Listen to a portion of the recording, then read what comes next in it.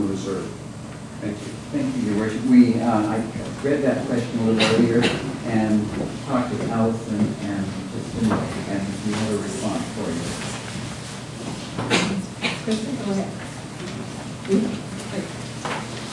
We currently have in reserve two types of reserves. We have statutory reserves, which we can only touch by law. We have to ask the council's authority to dip into those funds to use them for the purposes for which the reserves were set up. In those statutory reserves, we currently, at December 31st, 2007, we have $3,219,568, and I can provide some details about what those reserves are set up for. And in our other types of reserves that we set up that are available for our use without dipping in by bylaw, we have $3,120,423. So the round numbers here, just round all. 6 million. We're rich. Yeah. 6.3. So the next question on our speakers list is Dick Underhill. Dick, yeah, and we're not using the talking stick anymore. We don't need to. All right. Why don't I go down here because I find that you speak from the back and think I'll be over here. Can you hear me? I've looked at Bob's what we've been up to list, and I hearken back to when I was newly elected councillor in the year 1999. Bob was there. Some of the other councillors were also there. And when I look at this list, just starting with page 1, it says in progress.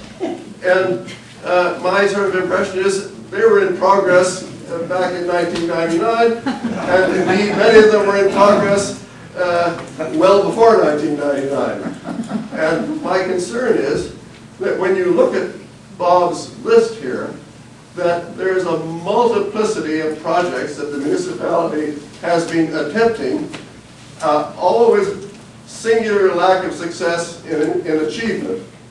And my message and thought is, Bowen Island, we've got to concentrate on the basics. Roads, I agree. The roads should work.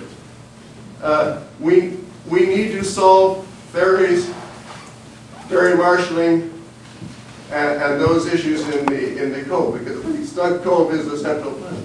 But the topic that I asked to speak to was the issue of civic facilities.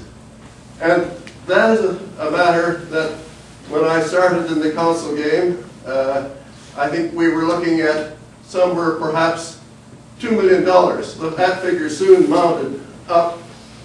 And I note, looking at the council, the committee of the whole recommendation that council, or is being brought forward to council, that they're now recommending 4 simultaneous action plans.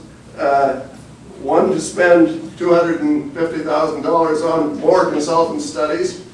And I hear figures of somewhere around $10 million. Now, I believe these are unrealistic ambitions for our municipality to have when we're not concentrating on the basics and achieving there.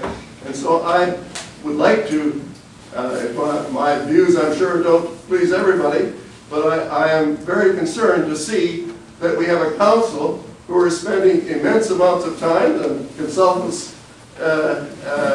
more consultants, to push forward with the project when we're not concentrating on doing the basics. And I believe that that's something that we have to, on Bowen Island, consider. When the municipality was formed, I was very much in favor of it. I was an advocate, as you all know. And one of the reasons was that the municipality has the full breadth of authority that other kinds of partial local government don't have. And I felt that we should get on and do the basics. But each of these basics that I see on page 1 there's still projects in progress.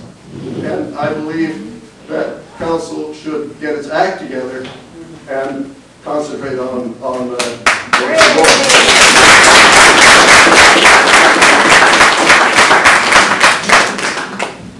Did you want a response? Just regarding that list, has some things accomplished, and it has things in progress. And there's no doubt about it, you're right, there's some things on that in progress list that have been there for a while. Have we made progress? I think we have.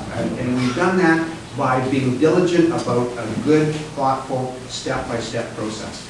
I mean, we have to be careful to just say, oh, consultants, they cost too much, just do it. Well, really? No, would you want to go into a process of investing municipal funds without a carefully thoughtful plan? Just to be clear, and I think this is important, I want to speak on behalf of the civic facilities who just gave us the report. I think they've structured it in an interesting way. Council in June, after a public open house where the civic facilities presents their plan to the public, basically are asking council to consider their resolution. And it's crafted in an interesting way. They're saying, here's what we need to go the next step. 200-ish, I'm forgetting what the number is, 200-ish thousand for an architect to create sort of the schematic plans. I mean, this isn't frills. This is the only way you can build a building. You've got to have schematic plans. Secondly, we want funding for a fundraiser because we believe we can bring in a lot of outside money, and that's our goal. So I think it's $30,000 or something. And the third thing is $20,000 at least for the first year for a project manager. So you say, oh, that's sort of expensive. Well, what's a project manager do? Make sure that the enterprise you're doing, as councils change, as staff change, somebody's got their eye on the ball and is going to finish it. So anyways, point being, council will consider that. They'll say yes or no. But what's interesting about the way they've structured this, they said that's the last money that will be spent on this enterprise until all the money's in place. And that money, and they've sort of figured it out, they're looking for, a municipal borrowing in part, and that would have to go through a referendum. They're looking for existing reserves, and they're looking for fundraising. But their point is that's the last money that will be spent on this enterprise until the money's all in place. And so it's not just a sort of a slow ratchet effect. It's a very deliberate plan to say, get us to this point, and we'll get you the rest of the way. And I think that's a very thoughtful and credible approach to the civic facilities. $10 million is a lot of money. It's an eye-popper. I think everybody was sort of jaw-dropped at that number. What was interesting, I don't think John Reed is here when he presented that. Paul is here. He presented a very sort of credible possibility of where that money would come from. And that will be part of sort of their presentation to the public at this meeting later in May. So I hear your concerns, Dick, but I want to say I think it would be unfair to the municipality and what we're attempting to do to sort of suggest that we're being frivolous in spending money on here and there and an idea here. When you spend money, I think one of the litmus tests on any money you spend, on any advice you get, is do you act on it. If you don't act on it, it's money poorly spent.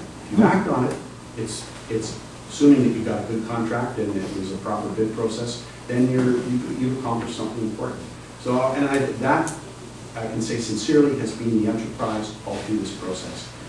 Figure out what advice we needed. We ask it of staff, we ask it of consultants. We don't make decisions if we don't have the full frame in front of us. So I say that as an explanation for the money we spent on our planning.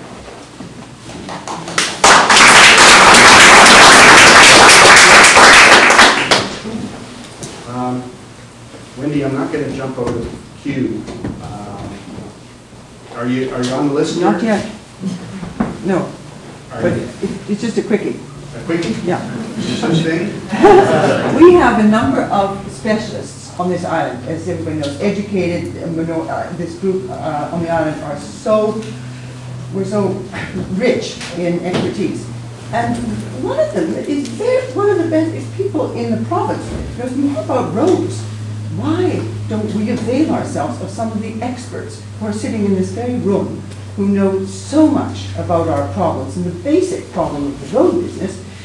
Let's ask Harold's advice now and then to get to work with the engineers.